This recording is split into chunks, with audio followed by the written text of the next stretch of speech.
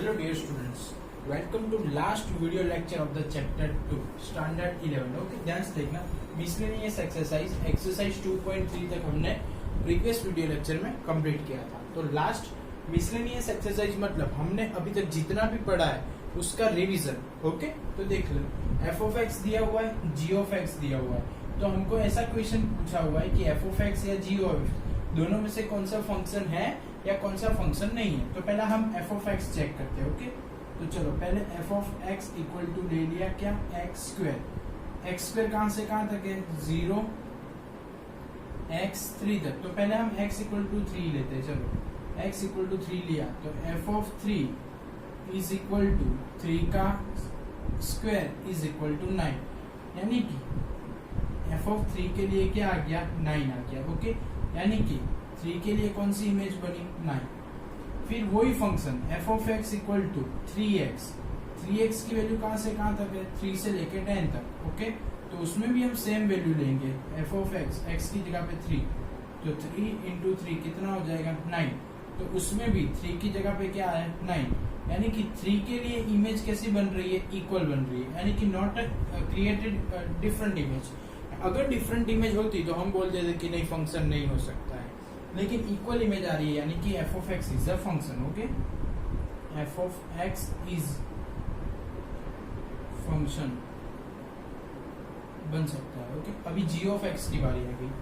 तो जी of x क्या है, एक्स स्क्वायर 0 से लेके 2। तो पहले हमने 2 ले लिया। चलो एक्स इक्वल टू 2, तो जी ऑफ 2 यानी 2 का स्क्वायर कितना हो जाएगा, 4, यानी कि 2 के लिए इमेज बन गई 4। ओके, अभी नेक्स्ट जी ऑफ एक्स कितना है, 3x।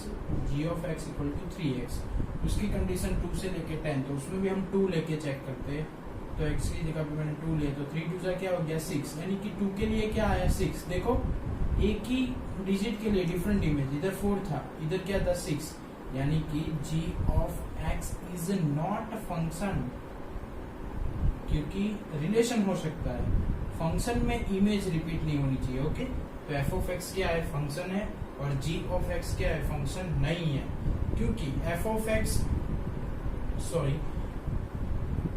फंक्शन क्यों है, इक्वल इमेज।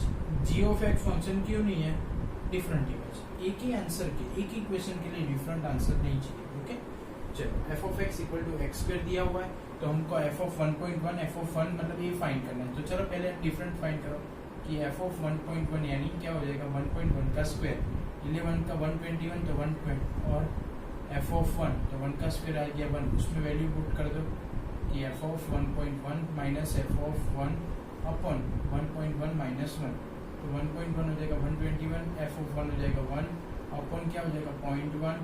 चलो 0.21 0.1 पॉइंट कट तो 2.1 आ गया आंसर। ओके, बहुत ही इजी था। ऐसे x की जगह पे वैल्यू डाली और कुछ नया नहीं किया है। f ऑफ 1.1 यानी कि x की जगह पे 1.1, तो 1.1 का स्क्वायर तो 1.21, f ऑफ 1 यानी कि x की जगह पे 1 यानी कि f of 1 equal to 1। Okay, चलो question number 3, find the domain of the function. Domain यानी क्या, मैंने बोला था डोमेन यानी आप कौन सी वैल्यू डाल सकते हो। तो फंक्शन देखो रेशनल टाइप का, यानी कि p अपॉन q फॉर्म में। फंक्शन कैसे है, p अपॉन q फॉर्म में, यानी कि न्यूमरेटर भी है डिनोमिनेटर भी है। तो फंक्शन में एक कंडीशन होती है कि जो डिनोमिनेटर में दिया हुआ है वो 0 नहीं होना चाहिए, वो 0 नहीं होना चाहिए।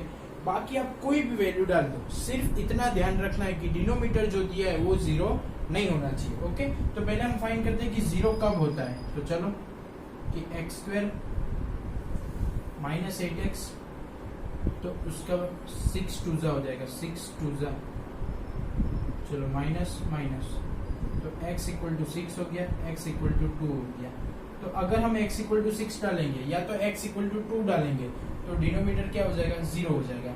यानी कि डोमेन क्या आ गया, डोमेन ऑफ फंक्शन यानी कि df पूरा r ले लो, लेकिन सिर्फ आप 2 नहीं ले सकते और 6 नहीं ले सकते, यानी कि डोमेन ऑफ द फंक्शन क्या आ गया, पूरा r, लेकिन आप 2 नहीं ले सकते और 6 नहीं ले सकते। तो आपको पूरा मैंने चैप्टर पढ़ा है तो यही बात पे फोकस किया है कि what is the domain and what is the range.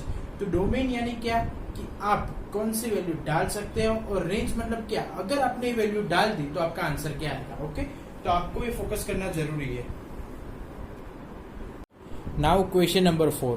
Question number 4 जो है वो मैंने यूनिट टेस्ट का जो सॉल्यूशन करवाया था वही वीडियो में वो सम किया हुआ है, तो आप अगर आपको समझ में नहीं आया तो आप वो वीडियो फिर से देख सकते हो। Okay, now question number 5, f of x equal to modulus में क्या है x-1 और क्या बोला हुआ है find the range. Find the range it's mean आप उसमें कोई भी वैल्यू डाल दो, उसका आंसर क्या आने वाला है वो आपको फाइंड करना है। यानी कि देखो आप x की जगह पे कुछ भी डाल दो, सपोज 5 डाल दिया तो 5 - 1 क्या हो जाएगा 4।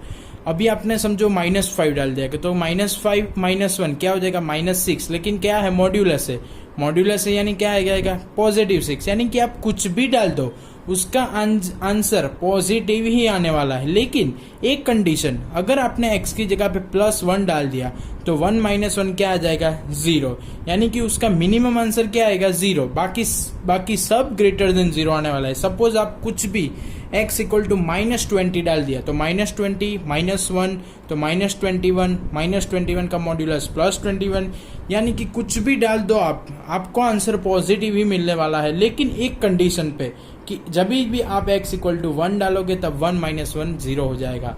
ओके, यानी कि उसकी रेंज क्या हो जाएगी या तो 0 या तो 0 से बड़ी, यानी कि पॉजिटिव, तो उसकी रेंज हो जाएगी 0 टू इन्फिनिटी। ये मैंने पूरा सम आपको ओरली समझा दिया, अभी मैं आपको ये सम करके दिखा रहा हूँ, ध्यान से देखो। अगर मैं x की जगह पे कोई भी नेगेटिव वैल्यू ले रहा हूँ, पहले हम पॉजिटिव लेते हैं कि x इक्वल टू 2 ले लिया मैंने, तो f ऑफ 2 तो 2 - 1 क्या हो गया 1, पॉजिटिव डाला तो पॉजिटिव आंसर है, वो तो हमको ही पता था। x इक्वल टू मैंने -10 डाल दिया तो f ऑफ इक्वल टू -10 तो इधर हो जाएगा -10 -1 तो -11, लेकिन मॉड्यूलस है इसलिए +11। अभी x इक्वल टू मैंने +1 डाल दिया तो f ऑफ 1 तो क्या हो जाएगा 1 - 1 0, यानी कि रेंज ऑफ द फंक्शन या तो आंसर 0 आएगा, कम से कम आंसर 0 आएगा, फिर उससे बड़ा आएगा, यानी रेंज ऑफ फंक्शन क्या हो जाएगी 0 टू इन्फिनिटी। ओके, तो मॉड्यूलस फंक्शन जब भी आता है तब आपको ये ध्यान खास याद रखना है कि पॉजिटिव वैल्यू का आंसर पॉजिटिव, नेगेटिव का भी पॉजिटिव और 0 का 0। ओके, देख सकते हो आप लोग। 6 नंबर का मैंने यूनिट टेस्ट के पेपर में सॉल्यूशन करवाया हुआ है, तो as per unit test video आपको देख लेना है। ओके, चलो f एंड g, r से r का फंक्शन है, आपको f plus g find, f plus g of x, यानी कि दोनों का एडिशन क्या हो जाएगा f of x plus g of x। तो चलो x plus 1 plus 2x minus 3, x plus 1 plus 2x minus 3, चलो 2x 3x माइनस 2, एडिशन हो गया। अभी subtraction f minus g of x, तो क्या हो जाएगा f of x minus g of x, यानी कि x plus 1 minus 2x minus 3, तो x plus 1 minus 2x plus 3, तो 3 प्लस 1 4 माइनस x, यानी क्या हो गया 4 माइनस x, फिर क्या हो जाएगा एडिशन, यानी कि f into g of x, यानी कि आपको दो फंक्शन दिए होंगे, उसका एडिशन, सब्सट्रैक्शन, डिवीजन और मल्टीप्लिकेशन, यानी कि प्रोडक्ट पूछ सकते हैं आप। ओके, तो आपको कुछ करना नहीं है, सिंपल दोनों का प्रोडक्ट कर देना है इसको, तो क्या हो जाएगा x प्लस 1 2x माइनस 3, इसका प्रोडक्ट कर देना आप। ओके, फिर हो जाएगा f upon g of x equal to क्या हो जाएगा f of x upon g of x, तो f ऑफ x क्या दिया हुआ है, चलो x प्लस 1 और अपॉन में क्या है 2x माइनस 3। ओके, तो इसको तो सॉल्व कर नहीं सकते, यानी कि दो फंक्शन दिए होंगे, अगर आपको दो फंक्शन दिए होंगे तो आप उसका एडिशन, सब्सट्रैक्शन, मल्टीप्लिकेशन और डिवीजन कर सकते हो। ओके, चलो now question number 8। Question number 8 में आपको फंक्शन दिया हुआ है और उसकी वैल्यू भी दी है कि x, फंक्शन को आप y सपोज कर लो कि y इक्वल टू क्या है ax प्लस b है। उसमें फंक्शन टोटली दिया हुआ है कि कहाँ कहाँ डिफाइन है, अगर 1 डालेंगे तो 1 आएगा, तो x की जगह पे मैंने 1 डाल दिया प्लस b, तो आंसर भी क्या आया 1, तो इक्वेशन बन गया कि a plus b equal to 1, equation क्या बन गया a plus b equal to 1। फिर वही इक्वेशन में y equal to a x plus b, क्योंकि a भी डिफाइन है, 2 डालोगे तो 3 आएगा, तो 3 आ गया कब, जब x की जगह पे मैंने 2 डाल दिया प्लस b, तो इक्वेशन क्या बन गया 2a plus b is equal to 3। तो चलो a plus b is equal to 1, minus minus minus b cut, 2a में से तो 1, a इक्वल टू क्या आ गया 2, उसकी वैल्यू इधर डाल दो। चलो हमारे पास क्या इक्वेशन था a plus b is equal to 1, तो b equal to 1 minus a, तो 1 माइनस 2